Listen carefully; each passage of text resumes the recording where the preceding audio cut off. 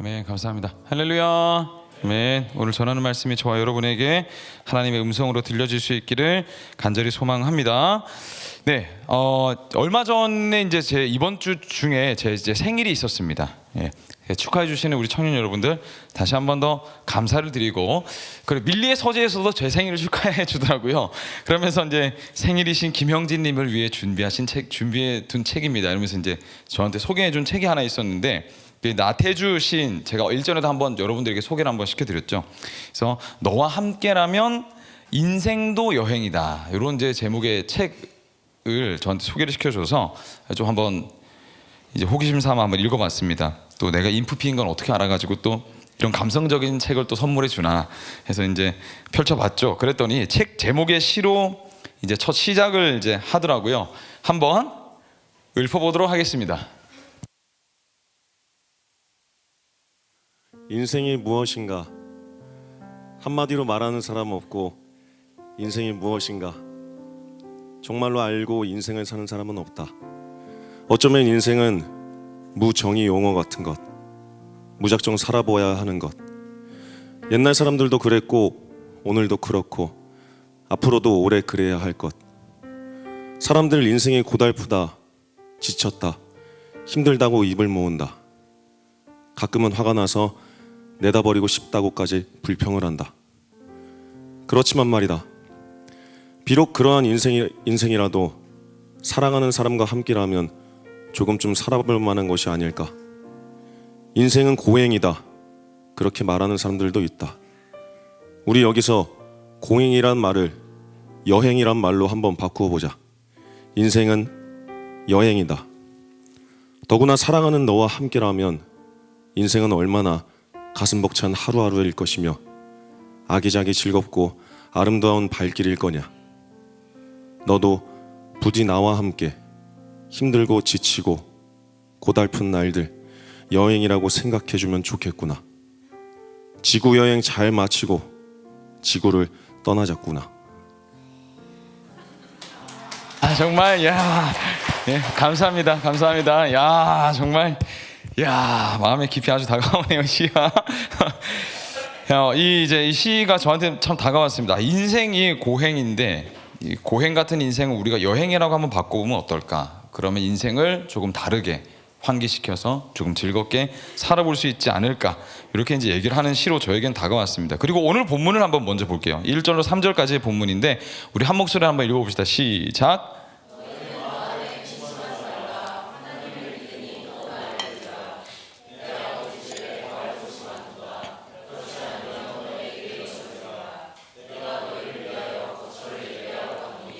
가서 너희를 위하여 거처를 예비하면 내가 다시 와서 너희를 내게로 영접하여 나 있는 곳에 너희도 있게 하리라. 저는 이 나태주님의 시를 볼 때 참 이렇게 사람의 마음을 울리고 따뜻하게 만드는 시를 참 잘 쓰신다라는 생각이 듭니다. 나이가 이제 지긋지긋하시거든요. 지긋이 드신 분이시거든요. 지긋지긋하신 게 아니라 죄송합니다. 인생에 대해서도 이제 어느 정도 아시는 분, 그런 분이 인생을 여행이라고 했고 이걸 시집 가장 첫 대목에 이제 적어 놓으셨잖아요. 근데 이 시를 보시면 알겠지만 인생이 고행이지만 고행을 한번 여행이라고 생각을 해보자. 근데 이렇게 이제 한 끝을 바꾼 건데, 이 글자 하나를 바꾼 건데도 불구하고 우리의 생각이 좀 전환되고 인생이 마치 여행인 것만 같이 우리에게 느껴지고, 조금 숨 쉬지 못했던 것들이, 숨 막히던 것들이 이제 조금은 숨이 쉬어지는 것들을 저는 이제 개인적으로 느끼게 됐습니다. 그래, 뭐 인생 뭐 있나, 어차피 여행인데 뭐, 이렇게 생각하니까 이제 삶을 움직일 수 있는 힘이 조금 이렇게 생기는 게 느껴지더라고요. 여러분, 그렇죠. 만져지지도 않고 보이지도 않는 그 생각 하나가 사실은 우리의 삶을 움직이고 바꾸어내는, 물리적으로 행사하는 그런 힘을 가지고 있다는 걸 봅니다. 그리고 오늘 본문의 시작을 보면 주님께서 우리에게 말씀하시죠. 우리를 위해서 거처를 준비해 두셨다. 이건 생각의 차원을 넘어선 말씀이죠. 이건 실제적인 겁니다. 그리고 이것은 지연된 보상 같은 것도 아니란 거예요. 주님은 나태주 시인의 시와 같이 인생의 고행, 고난, 어려움이 몰려오게 될 텐데, 그러움에도 그 어려움을 이겨낼 수 있는 뭔가를 내가 실제적으로 너희들을 위해서 준비해 주겠다, 이렇게 말씀하시는 겁니다. 너희들도 이제 앞으로 예수를 믿는 것 때문에 잡혀가게 될 거고, 실제로 그러겠죠. 고난을 당하게 될 거고, 목숨을 잃게 될 거고, 예수를 믿는 것 때문에 목숨을 이제 담보로 잡혀야 되는 그런 상황이 오게 될 건데, 그날이 온다고 해도 두려워하거나 염려할 필요가 없어. 왜냐하면 내가 너희들이 그렇게 겪게 될 것을, 어렵게 될 것을 내가 알고 이제 준비해 둔 것들이 있거든. 대비해 준 것들이 있거든. 이런 말씀인 겁니다. 결론적으로는 하나님 나라에 너희들 한 사람 한 사람을 위한 집을 내가 예약해뒀어, 준비해뒀어, 이런 말씀이거든요. 그러니까 이곳에서의 어려움들 때문에 이렇게 너무 염려하지 말라라는 겁니다. 여기가 종착점이 아니니까 염려하지 말라는 거예요. 이 본문은 우리에게 생각의 차원을 넘어서서 그러니까 확실한 대안을 주고 있다라는 겁니다. 생각의 완전한 전환점을 주는 것이죠. 이 세상이 전부가 아니구나. 나태주 시인의 말과 같이 이 삶은 정말 여행과 같구나. 이 삶은 여행에 불과하구나. 생각만으로도 삶이 바뀔 수 있는데 실제로 이루어질 것을 기다리는 입장이 되면 어떻게 될까요, 여러분? 그러면 훨씬 더 강력한 우리의 삶을 바꾸는 힘이 주어지게 되겠죠. 하나님 나라를 생각하며 그날의 나의 삶이 완성될 것을 우리가 믿음으로 바라보고 그려보고 생각해 보는 것, 그건 실제로 이루어질 일이니까 힘이 있다라는 겁니다. 왜 사실이라고 생각할 수 있을까요? 주님이 우리를 위해서 거처를 준비하러 가신다라고 말씀하시면서 이제 우리에게 약속을 하셨는데, 이 말이 목사님 사기인지 아닌지, 거짓말이 아닌지 어떻게 알아요? 이거 만약에 뻥이면 어떡합니까? 그렇게 생각할 수 있죠. 그런데 여러분, 예수님이 시대의 사기꾼이 아니시라면, 정신 나간 정신병자가 아니시라면, 그분이 정말로 죽었고 부활하셨으며 우리를 위해서 그 일을 행하셨다면, 그분이 정말로 하나님이라면 믿지 않는 것이 더 이상한 것이다 라는 거예요. 그러면 예수님이 진짜 죽었는지 살았는지 어떻게 알아요? 증거는 어마어마하게 많이 있습니다. 다른 종교에서 얘기하는 신비적인 얘기와는 달리 예수님이 죽었다 살아났다는 역사적 기록은 이미 충분히 차고 넘치도록 남아있죠. 그렇다면 여러분, 우리가 이 사실을 믿지 않는 것이 더 이상하다는 거예요. 이 사실을 근거로 해서 삶을 살지 않는 것이 더 이상한 것이다 라는 겁니다. 우리가 다 여러분 예수님 믿는다고 했을 땐 다 그 사실 위에 서 있기로 작정하여 살아가는 사람들이라는 겁니다. 성경이 사기꾼이 쓴 책이 아니니까 성령 하나님이 한 사람의 마음을 감동케 하셔서 쓰여지게 하셨다면, 그렇다면 이 기록은 이루어질 사실이라는 거예요. 우리가 다 믿음으로 사는 사람들 아닙니까? 여러분은 그렇다면 실제로 뭘 믿고 살아가는 사람들인가요? 고행을 여행이라고 글자 하나만 바꿔도 우리의 삶에 숨 쉴 수 있는 그 어떤 곁을 내어줄 수 있다면, 이 삶이 끝이 아니라 실제로 다른 세상에서 시작하는 우리가 운명을 가지고 있다는 걸 주님께서 오늘 성경을 통해서 우리에게 말씀하셨다면, 고난과 어려움은 넉넉히 이겨낼 수 있다는 겁니다. 그리고 삶의 완전한 전환점을 주게 되는 것이죠. 주님이 준비해 주신 그 세상을 향해 나아가는 인생이라면 지금 삶의 방향이 얼마나 조율되고 우리가 또 수정을 가해야 되겠느냐는 겁니다. 그리고 이 땅에 있어서 우리가 그렇게 절대적으로 얽매일 필요가 있을까라는 거예요. 그 준비해 주신 세상, 그날이 우리에게 선명하게 그려질수록, 묵상될수록, 확신이 될수록 이 땅에서의 삶은 변화될 수밖에 없다는 말입니다. 기독교는 여러분 일관되게 이 땅이 너무나도 중요하지만 세상 사람들이 생각하는 그 중요함과는 조금 다른 결을 가지고 있다라고 계속해서 말씀합니다. 그래서 세상 사람들과 같은 중요함을 똑같이 가진 채로 삶을 살지 말아라라고 우리에게 도전하고 계시다는 거예요. 다른 방향으로 삶의 목적을 삼으라고 말씀합니다. 원래의 방향을 회복하라고 말씀하시는 거예요. 그런 의미로 오늘 본문을 토대로 제가 오늘 두 가지를 간단하게 좀 살펴보려고 하는데, 먼저 우리에게는 집이 필요하다라는 걸로 여러분 말씀 나눌 거고, 그리고 주님과의 인격적인 관계에 대해서 제가 말씀을 나눌 거고, 그리고 마지막에는 영상 하나를 좀 보게 될 겁니다. 그리고 오늘 설교가 마무리될 거거든요. 갈 길이 바쁘니까 얼른 가봅시다. 먼저 우리에게는 집이 필요합니다. 집이. 폴 트루니에라는 기독교 심리학자셨던 분이 쓰신 책이 있습니다. 지금 우리나라에 절판된 책인데 인간의 자리라는 책이 있어요. 거기 보면 첫 번째 챕터에 거처가 주는, 그러니까 인간에게 있어서 집이라는 것이 의미하는 게 뭔가, 이렇게 이제 얘기하면서 쭉 이야기를 풀어가거든요. 근데 우리가 여러분 그렇지 않습니까? 삶을 살다 보면 늘 이 내가 먹고 자고 쉬고 싶은 이 집에 대한 욕구가 유달리 좀 남달리 좀 강렬하다는 걸 우리가 알고 있습니다. 그렇지 않아요? 돈을 모으면 뭘 할까 하고 있을 때 첫 번째로 딱 떠오르는 게 그래도 좀 내가 이 몸을 편하게 누일 수 있는 좀 집이 있었으면 좋겠고 거처가 있었으면 좋겠고 그리고 먹고 살 수 있는 여건들이 좀 마련됐으면 좋겠다. 이렇게 자연스럽게 생각이 그렇게 흘러간다는 겁니다. 그래서 이 책에서 얘기하기를 우리가 노숙한다는 거 있잖아요. 노숙한다는 거. 집이 없이 홈리스. 난민이 겪는 어려움은 단순히 먹지 못하고 돈이 없어서 어려움을 겪는 것이 아니고 잘 곳이 없어서 어려움을 겪는다는 개념을 훨씬 초월한다는 겁니다. 그보다 훨씬 충격을 많이 받는다라고 얘기를 하는 거예요. 저도 이제 사역을 20년 하면서 전국 팔도를 많이 쫓아다녔거든요. 이제 부교육자로 지금까지 살아오다 보니 여기서 몇 년 사역하면 또 다른 곳으로 옮겨가고 이런 이제 사역들을 쭉 했었는데 오며 가며 제가 생각하는 것 중에 하나가 저 수많은 집들 중에 내 집, 내가 거할 집은 어디일까? 이런 이제 아쉬움이 있는 거죠. 내가 평생 사역할 곳은 어디일까? 이런 이제 아쉬움들이 늘 있다는 겁니다.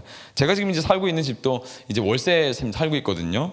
근데 이제 이 계약이 끝나면 또 이제 이사를 가야 되는데 이제 그만 좀 떠돌이 생활하고 싶다. 어디 한 군데 좀 정착하고 싶다라는 생각을 은연중 하게 됩니다. 늘 뭔가 이 아쉬움이라는 것이 존재한다는 겁니다. 말로는 설명하기가 어려운데 마음속에 늘 이 허함이 자리 잡고 있더라라는 거죠.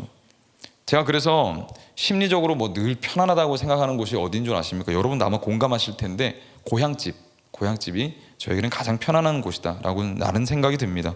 언제나 이제 고향, 제 경상남도 함안군 가야읍 검암리 932-1번지가 제 고향인데 시골의 시골. 그 언제나 그곳은 변함없이 거기에 있거든요. 늘 거기에 있었어요. 제가 사역한 20년 내내 늘 명절 때가 되면 그곳에 늘 그 집이 있었어요. 그래서 물리적으로는 좀 불편할지 몰라요. 그죠? 하지만 마음은 너무 편안합니다. 집 밖을 나서면 이제 딱 보이는 게 있어요. 거기가 어디냐면요. 제가 늘 이제 고등학교 시절에 제가 하나님을 향해서 이제 이 짱돌을 집어서 던지면서 막 하나님 욕했던 하나님 어디 계시냐면서 계시는데 어떻게 나한테 이러실 수 있느냐며 이렇게 했던 그 냇가가 보입니다. 제 이제 자녀들을 종종 데리고 가거든요. 제가 어렸을 때 하나님하고 씨름이 아니라 일방적으로 내가 그냥 하나님을 했죠. 그런 자리였어. 이렇게 이제 소개해줄 그 개울이 보이고 그 시골의 정취, 그 공기, 그다음에 새벽기도 다녔던 교회로 향하는 그 논두렁 길 오며 가며 혀를 끌끌 차며 망하게 해달라고 제가 늘 기도했던 제 신경을 늘 쓰이게 했던 집 앞에 있던 여호와의 증인의 왕국회관 지금은 이제 고깃집으로 바뀌었더라고요. 할렐루야. 제가 쾌제를 불렀습니다. 집이 주는 영향력은 막강합니다. 내 집을 가진다는 것, 그건 단순하게 내 몸을 누일 곳, 그 이상의 의미를 가집니다. 남들이 다 있으니까 나도 있고 싶다라는 그것과는 다르다라는 거예요. 그럼 이 돌아갈 곳, 이 홈 스윗 홈, 우리가 언제나 집을 바라는 이 마음이 어디로부터 출발했을까요? 아마 눈치채신 분도 계실 겁니다. 우리는 처음 집을 잃어버렸던 사람, 에덴을 잃어버린 아담을 기억합니다. 아담에게 에덴은 자신이 영원히 거할 수 있는 주님이 준비해 놓으신 거처였어요. 그렇죠? 예비된 집, 홈 스윗 홈이었습니다. 다스리고 통치하며 번성할 수 있었던 곳. 그런데 에덴에서 쫓겨나게 됐죠. 영원히 거할 수 있었던 집에서 쫓겨난 뒤로 아담과 그 후손들, 우리를 포함해서 늘 우리는 어딘가에 목말라 있는 사람들이 된 겁니다. 우리에게는 노숙의 경험이 이미 자리 잡고 있습니다. 단순히 집이 없다는 것이 아니라 우리는 외롭게 되어진 거예요. 노숙이 왜 이렇게 어려운 이유 중에 하나가 뭐냐면 노숙을 하게 되면 누구도 초대할 수가 없지 않습니까? 그렇죠? 그러니까 늘 혼자여야 하는 거예요. 근데 그거 아십니까? 여러분이 계속해서 죄를 지으면 지을수록, 하나님과 멀어지면 멀어질수록 누군가를 착취하고 감정을 조절하지 못하고 거짓을 일삼으며 자기 연민으로 똘똘 뭉칠수록 우리는 더 혼자가 되어지고 더 영적인 노숙자가 되어지고 더 외로워질 것이란 말입니다. 죄는 드러나고 거짓은 들통나게 되기 마련이기 때문이죠. 나를 속이고 자신에게 해를 끼치려고 했던 그 사람과 가까워질 이유가 없기 때문입니다. 죄인은 그렇게 외톨이가 되어져 가는 거예요. 그리스도께서는 이 쫓겨남의 정서, 잃어버린 집을 회복시키러 오셨고 지금 주님은 그 거처를 준비하러 가신다고 하시는 거죠. 그럼 주님은 지금 어디로 가셔야 하는 걸까요? 어디로 가려고 지금 준비하러 가신다고 말씀하시는 걸까? 오늘 본문이 쓰여진 이 시점이 요한복음 이제 후반부 아닙니까? 그러면 이제 여러분 이제 직감적으로 예수님의 이 서사 중에 이제 십자가 달리기 직전의 상황에 이 지금 말이 쓰여졌다는 걸 여러분들이 이제 지금 아실 필요가 있어요. 예수님이 십자가에서 죽으시기 전날 밤에 지금 이 말씀을 하고 계시는 거거든요. 그렇다는 건 여러분, 주님께서는 우리의 거처를 예비하기 위해서 십자가를 지러 가신다는 말이 되는 겁니다. 그러니까 우리의 거처를 준비해 주시기 위해서는 당신은 십자가에서 죽으셔야 한다는 것을 말씀하시는 것이죠. 누구보다 십자가에서 홀로 외롭게 외톨이가 되어 죽으심으로 말미암아 우리는 우리가 잃어버렸던 거처를 얻게 되고 진정한 공동체를 얻게 될 것이다 라는 것을 이 말씀을 통해서 말씀하고 계시는 거예요.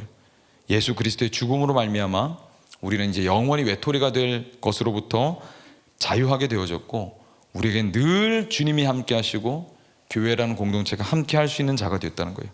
우리는 영원히 거할 집 새 에덴을 소망할 수 있게 되었다라는 겁니다. 그러면 여러분, 이 천국이 내 집이라는 것이 단순하게 그냥 천국이, 야 그러면 천국은 내 집은 과연 몇 평일까?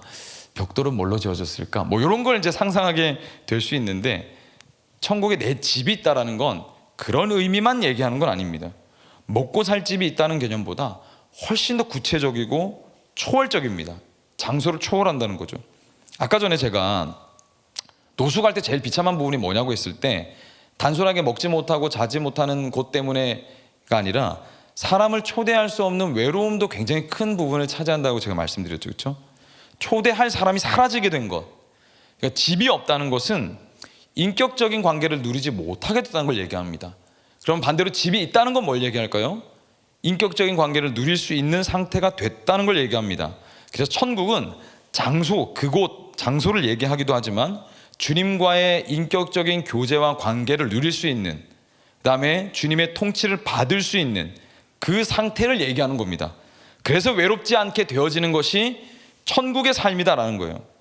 하나님과의 완전한 교제로의 초청, 어디서든 언제서든 주님과 교제할 수 있다면 거기는 천국이 된다라는 거예요.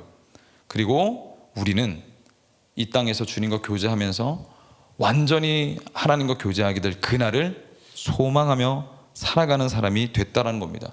이것이 여러분, 오늘의 고난을 견디고 이겨낼 수 있게 하는 진리라는 말입니다. 그러면 이 주님과의 인격적인 관계를 누린다는 것, 관계가 뭘 말하는 걸까요, 여러분? 우리는 이렇게 보이지도 않고 만져지지도 않는 주님과 어떻게 인격적인 교제를 누려야 될까? 이제 핵심으로 갑니다. 두 번째, 주님과의 인격적인 관계가 집을 얻는 것이고, 그죠? 우리가 이제 하나님의 나라를 누린다는 것인데, 6절 말씀에 이렇게 얘기합니다. 한번 다 같이 읽어봅시다. 시작.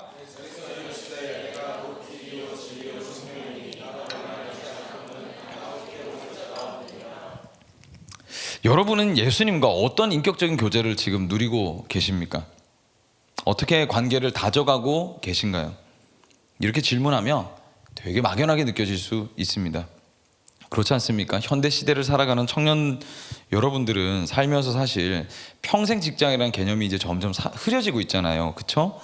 그렇다는 건 평생 이어갈 관계도 이제는 필요 없다는 걸 얘기하는 겁니다. 한편으로 더 이상 관계에 신경 쓸 필요가 사라졌다는 걸 말해요.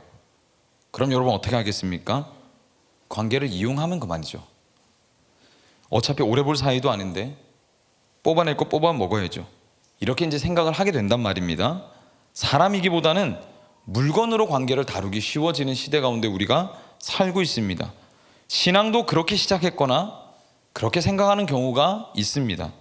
하나님을 관계적으로 볼 때 단순하게 많이 여러분 들어보셨을 거예요. 뭐 자판기, 산타클로스, 뭐 지니 이렇게 이제 보는 경우가 많죠. 기도의 대부분은 건강, 물질, 성공, 위로, 소원 성취 이런 것들이 주를 이룹니다. 이걸 이제 간구 기도라고 얘기를 하죠. 근데 성경의 기도를 잘 보면 이런 간구 기도들만 자리를 차지하고 있는 게 아니라는 걸 보게 됩니다. 진짜 그리스도인 이제 공부하고 있는 우리 청년들은 이제 아마 들어보셨을 건데, 지금 이제 에베소서를 배우고 있거든요. 에베소서 1장에 보면 이렇게 얘기를 합니다. 한번 띄워주시겠어요? 한번 읽어봅시다. 시작. 이력으로 역사하심을 따라 믿는 우리에게 베푸신 능력의 지극히 크심이 어떠한 것을 너희로 알게 하시기를 구하노라. 여기서 마지막 부분이 중요해요. 알게 하시기를 구하노라. 3장에 보면 또 이렇게 얘기합니다. 에베소 3장 18절로 19절 읽어봅시다. 시작.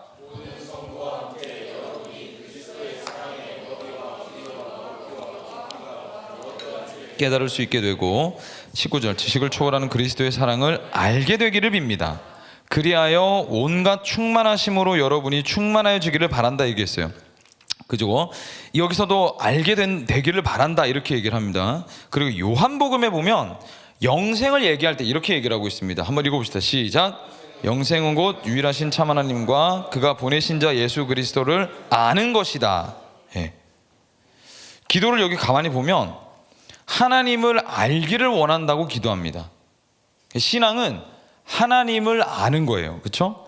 성도는 하나님에 대한 지식이 필요하다는 걸 얘기하는 겁니다. 근데 이 지식이 제가 말씀드린 대로 표면적으로 그냥 아는 지식, 예수님은 우리 위해서 십자가 지셔가지고 3일 만에 부활하셨다가 우리를 위해서 거처를 예배하러 가신 분, 이런 정보만 아는 것을 안다라고 얘기를 하지 않습니다. 신앙의 영역으로 들어오게 되면 이 알은 개인적인 관계, 그러니까 인격적인 관계를 얘기한다는 거를 이제 여러분들에게 전해드리고 싶은 거예요.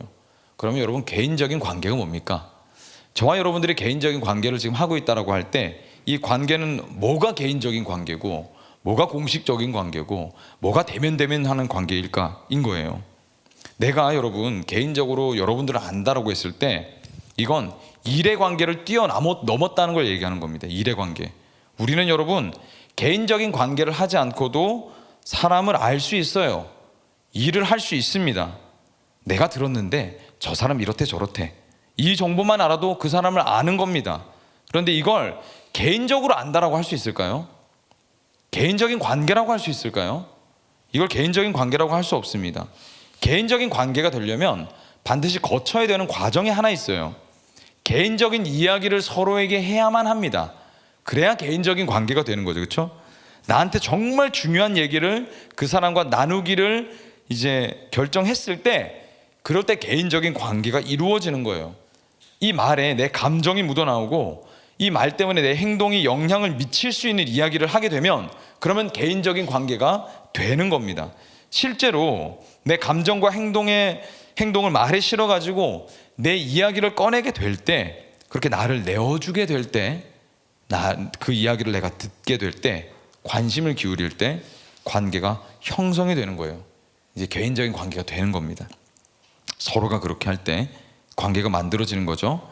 그래서 여러분 주님을 만났다고 하는데, 잘 들어보세요. 주님을 만났다고 했어요. 하는데 주님에 대한 지식이 없거나 희미하다는 건 관계가 형성되지를 않았다는 걸 얘기하는 겁니다. 주님을 인격적으로 만났어요.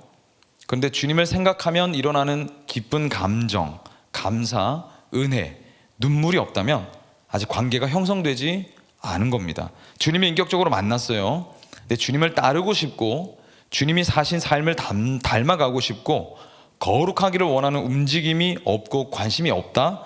그러면 아직 주님과 관계가 형성되지 않았다는 겁니다. 우리 모두 그럴 수 있어요.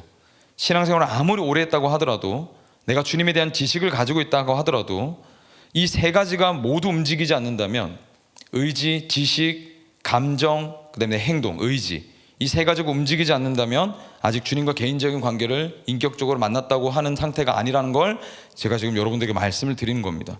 그러면 어떻게 이 인격적인 관계, 개인적인 관계에 맺어갈 수 있을까요? 세상과 내 삶에 대한 질문이 우리가 얼마나 많습니까? 그렇죠? 저도 이제 삶을 살아오면서 어마어마하게 많은 질문들이 있습니다. 하나님 그때 왜 그러셨어요? 지금 저한테 왜 그러십니까? 저에겐 이런 문제들이 있는데 이거 언제 해결해 주실 거예요? 주님의 의도가 뭡니까? 뜻이 뭡니까? 어디로 가야 됩니까? 어떻게 살아야 됩니까? 여러 질문들이 있습니다. 근데 그걸 잠시 내려놓고 그리고 예수님 앞에 다가서는 거예요. 성경의 지식을 쌓기 위해서나 의무적으로 큐티를 해야 돼서 목사님이 성경을 읽으라고 해서 읽는 것을 멈춰두고 읽는 겁니다. 예수님의 성품, 능력, 지혜, 부드러움을 느끼는 읽기로 가라는 거예요. 여기서 주님의 어떤 성품이 드러나고 있는지, 주님이 이 말씀을 통해서 나에게 뭐라고 말씀하시는지, 나를 어떻게 사랑하신다고 하시는 건지, 아, 주님이 이런 분이시구나, 이렇게 일하셨구나, 여기에 초점을 맞춰보는 겁니다. 오늘 살아야 될 나에게 오늘 어떤 말씀을 주셔서 나에게 힘을 주실까, 내가 위로를 얻을 수 있을까, 내 필요를 잠시 접어두라는 거예요. 이 친구가 오늘 나에게 어떤 도움을 줄까, 그러면서 우리가 관계를 맺는다면 그 관계가 건강한 관계가 아닐 거 아닙니까? 우리가 친구를 사귈 때, 야, 이 친구가 나한테 어떻게 도움을 줄 수 있을까, 이거 다 계산기 두드려가면서 만나는 거 아니잖아요. 진정한 인격적인 관계, 개인적인 관계는 그런 식으로 접근하는 것이 아니라는 말입니다. 기도할 때도 마찬가지예요. 주님이 오실 그분이 맞으십니까? 예수님, 저와 함께 하신다면 지금 제 상황을 좀 돌봐주십시오. 인도해 주세요. 저는 좀 지쳤습니다. 제가 어디로 가야 될지 모르겠어요. 주님이 누구신지 알려주십시오. 제가 주님 만나고 싶습니다. 지금 오는 이런저런 일들이 저에게 있었어요. 되게 속상합니다. 지금 저에게 기쁨을 주시니 감사합니다. 주님은 어떻게 생각하시나요? 이렇게 기도할 수 있다는 겁니다. 이렇게 기도해야 한다는 거예요. 간구의 기도는요, 여러분, 하나님, 되어야 합니다. 열려야 합니다. 반드시 그래야 합니다. 반드시. 안 되면 아시죠? 이 간구 기도는요, 하나님이 응답해 주시죠. 근데 관계를 발전시킬 수는 없어요, 이 기도로. 이건 일방적이죠. 귀를 기울이지 않는 기도 아닙니까? 관계는 말하기도 듣기도 하는 거예요. 나를 정직하게 열어가는 겁니다. 시간과 에너지 당연히 들어가죠. 기다림이 당연히 필요하죠. 이용 대상에서 교제의 대상으로 점점 옮겨가는 겁니다. 그것이 신앙이 성장하고 있다라는 거예요. 통제하기를 내려놓는 겁니다. 이것이 방법이고 이것만이 길입니다, 여러분. 예수님이 길이라고 할 때 그 길, 예수님은 자신과 교제하는 방법을 이렇게 정해두셨다는 거예요. 여러분, 그렇지 않습니까? 각자의 여러분들의 마음을 얻기 위해서 여러분들이 정해두신 방법이 다 있으세요. 제가, 자, 이제 나는 김영진 목사니까 내가 너희들에게 간다, 이제 너희는 마음을 열어라, 이런다고 여러분 마음이 열립니까? 그런 게 아니잖아요. 관계는 이 친구가 뭘 좋아하는지, 어디에 관심이 있는지, 어떻게 어디에 귀를 기울이는지, 어떨 때 마음이 열리는지 제가 탐구해보고 얘기해보고 교제해보면서 알아가는 거죠. 그렇게 하면서 관계가 점점 깊어져 간다라는 거예요. 내가 목사니까 뭐 이렇게 방법 정해뒀으니까 그렇게 해. 조직을 운영할 땐 그렇게 할 수 있겠죠.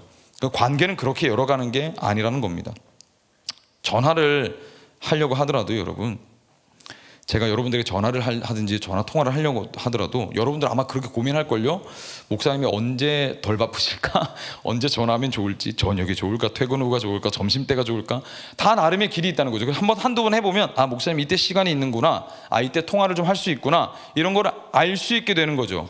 이걸 두고 누구도, 여러분, 야, 저 사람 진짜 배타적이네, 어떻게 저 때만 가능해, 이렇게 할 사람은 없다는 거예요. 사랑하는 사람이 생겼어요. 그 사람과 결혼을 해야 되겠어.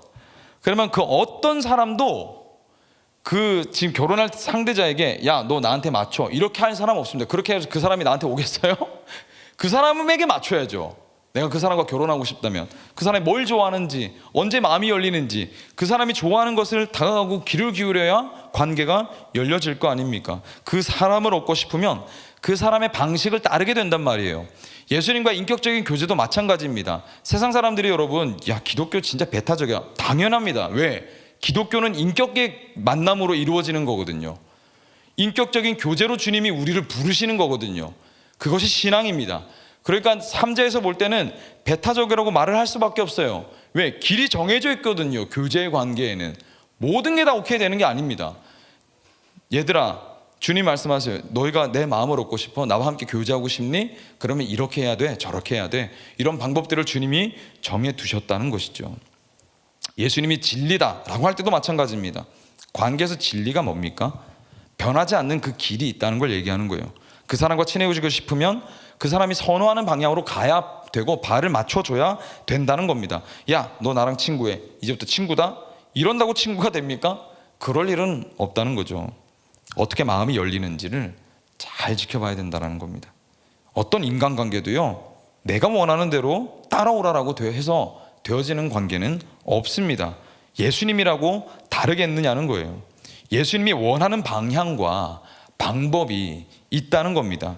이걸 알고 거기에 맞춰갈 수 있으면 이제 성장과 성숙을 이루어 간다라는 것이죠.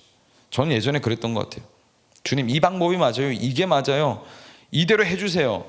이겁니다. 이거. 전 늘 이랬거든요. 근데 신앙이 이제 쭉 지나고 보니까 그게 아니라는 걸 제가 알겠는 거죠. 주님이 저보다 더 지혜로우시고 주님이 저에게 원하시는 것이 있다는 걸 제가 알게 되는 거예요. 그래서 제가 진짜 주님께 귀를 기울이는 겁니다. 주님이 원하시는 게 뭐죠? 주님은 어디로 가길 원하십니까? 주님이 제 삶에서 이루시고자 하는 것이 무엇인가요? 이렇게 흘러가게 된다라는 거예요. 여러분, 정말로 여러분들이 우리가 예수를 정말 만났고 알게 됐고 이제 인격적인 교제로까지 가게 됐다면 우리에게선 세 가지의 변화가 일어납니다. 반드시 일어나요. 첫 번째, 지적인 변화가 일어납니다. 예수님에 대해서 알고 배우기를 원하게 됩니다. 두 번째, 의지적인 변화가 일어납니다. 행동에 반드시 변화가 일어납니다. 반드시 그렇습니다. 세 번째, 감정적으로 변화가 돼요. 예수님을 생각하면 기쁘고 감사해서 울든지 웃게 됩니다. 예배 때 찬양할 때 내 몸과 눈과 생각이 반응하게, 예배에 반응하게 돼요. 하나님을 예배하며 올려드리게 됩니다. 다윗이 춤을 췄던 것처럼 우리가 주님 앞에 나아가게 된다는 거예요.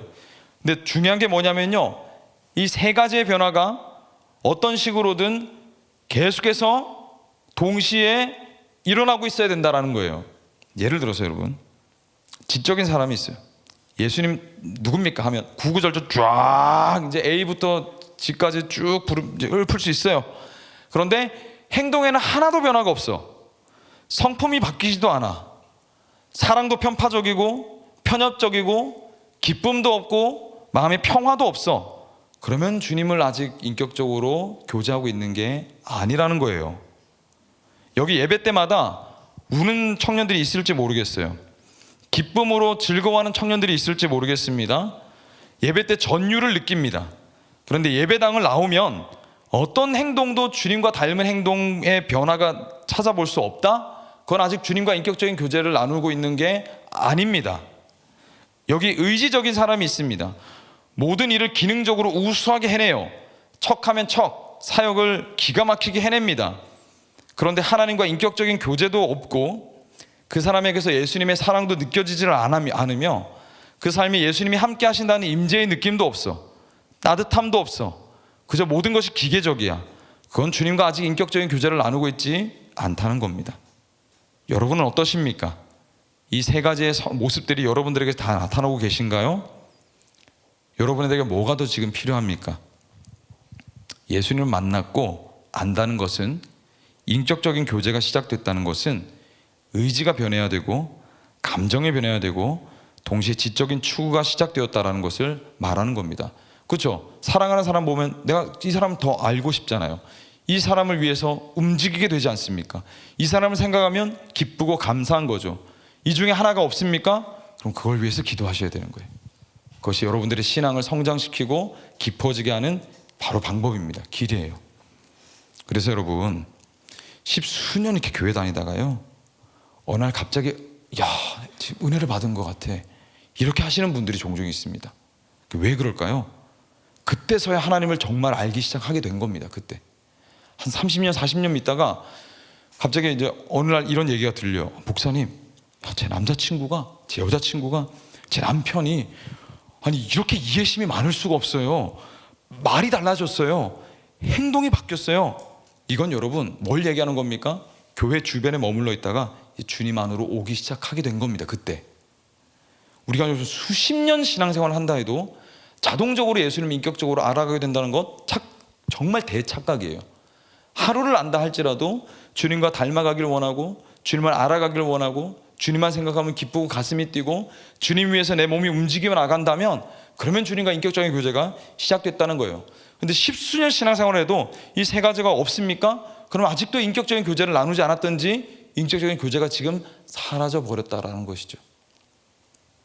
뭐가 여러분을 가로막고 있습니까? 바쁘신가요? 훈련이 부족한가요? 기도와 말씀이 없는 건가요? 여전히 불순종 중이신가요? 원망하고 계십니까? 하나님과 척을 지고 계시나요? 여러분 권면드리건대 모든 것을 다 동원하고 모든 것을 다 팔아서라도 그것을 제거하시고 주님께로 돌아오셔야 합니다. 어떤 방법을 사용해서라도 주님을 얻으시고 그 관계를 얻으시길 바랍니다.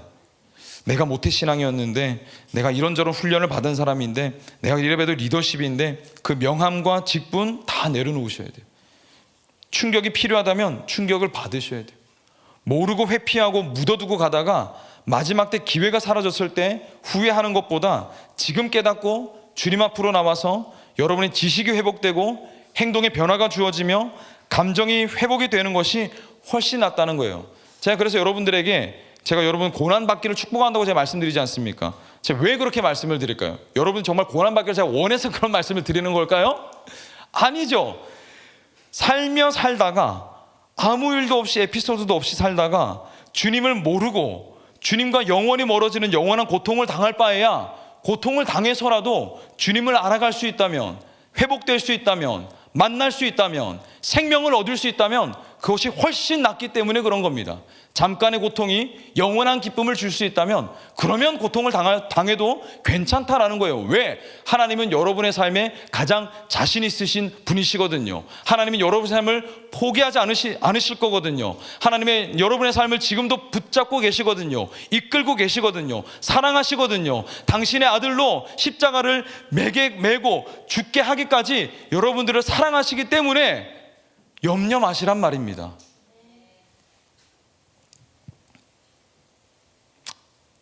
여러분 알아가십시오. 공부하세요. 진정으로 주님과 교제하는 기도를 시작하십시오. 예배 가운데 기쁨을 누리게 해달라고 구하세요. 그리고 누리십시오. 주님이 말씀하십니다. 내게 오는 자는 결코 내가 쫓아내지 않겠다고 말씀하셨어요. 주님의 집이 여러분의 집입니다. 이를 예배하기 위해 예수 그리스도께서 십자가를 지셨습니다.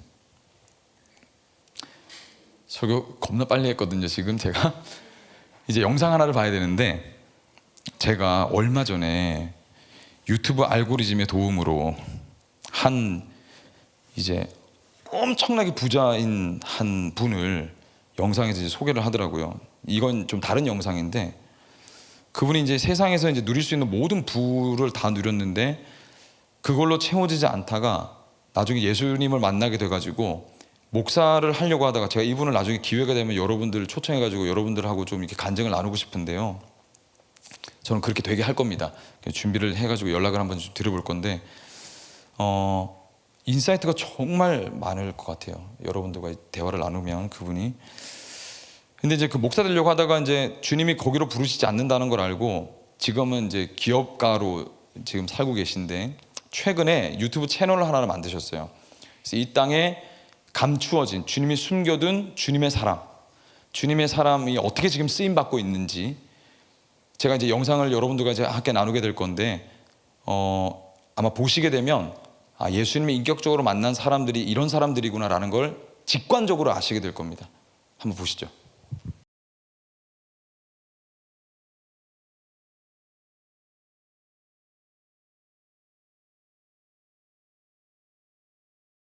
여기 다 2편이나 3편이 계속 나오고 있거든요. 앞으로 나올 거고. 그래서 기회 되시면 여러분 꼭 한번 보십시오. 여러분 삶에 대한 큰 또 도전이 될 줄로 믿는데, 여러분 이 삶을 보니까 어떠십니까? 이들이 나눌만 해서 나누는 게 아니라 주님이 주신 마음으로 나누는데, 저는 이 설교를 준비하다가 이 영상을 보면서 저에게는 이렇게 다가왔습니다. 어떻게 다가왔냐면, 이 사람들은 자기가 돌아갈 집을 얻은 사람들이구나. 자기가 돌아가야 될 곳이 어딘지를 분명히 아는 사람들이구나. 이 땅이 여행이라고 했는데 이 사람들은 진짜 여행을 하고 있는 거구나. 주님이 부르시는 그날에 돌아갈 그 집이 있으니 이곳에서 다른 사람들의 논리로는 설명할 수 없는 그런 삶을 살아내고 있구나. 이 사람들은 나도 이 사람처럼 살고 싶다. 이 땅을 여행이라고 했을 때 가벼운 마음으로 살아가는 그런 차원을 넘어서서 주님이 부르시는 그런 삶으로 좀 살아냈으면 좋겠다. 도전을 받고 은혜가 됐습니다. 여러분은 어떠십니까? 여러분들은 집을 얻은 자들인가요? 여러분의 마지막은 준비되셨습니까? 여러분은 정말 예수님을 만났습니까? 영원히 거할 주님이 계신 그곳으로 가기 위해서 우리 얼른 채비를 하시고 나서는 저와 여러분이 됐으면 좋겠습니다. 망설일 이유가 무엇이 있습니까? 그 그리스도라는 보화를 차지하기 위해서 여러분 포기해야 할 것이 무엇일까요? 여러분 이 땅에서의 인생은 금방 지나가 버립니다. 금방 지나가 버려요. 주님이 오늘도 여러분을 기다리십니다. 홈 스윗 홈. 그리스도께로 오십시오. 우리 지금 찬양하며 나아갑시다.